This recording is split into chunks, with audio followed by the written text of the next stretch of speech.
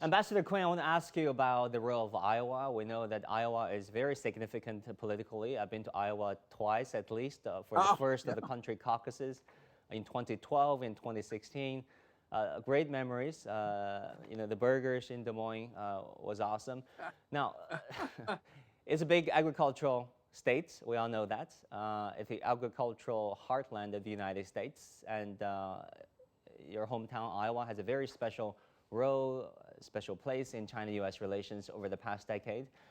Do we have grounds to believe that Iowa will somehow help once again to stabilize the China-U.S. relations? I think there is reason to believe that Iowa and its legacy can play a truly significant role and provide the opportunity to address the other issues and come back to and find a more stable balance in the relationship between the two countries. So it's if you just rely on what happens in Beijing or what happens in Washington, D.C., then probably we're not going to get there because politics is very tough. Ambassador But Quinn, give us a Iowa, sense of how Iowans perceive China these days, because we know in the Beltway, in the Washington, D.C. area, perceptions against China are turning increasingly negative. What about the people in Iowa? It is a red state, right?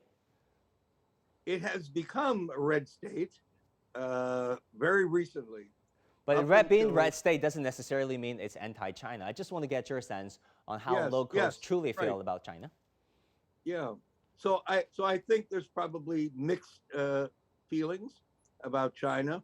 On the one hand, when you have significant agricultural purchases that go on, significant exports from Iowa to China, that's seen very positively, and that helps a lot.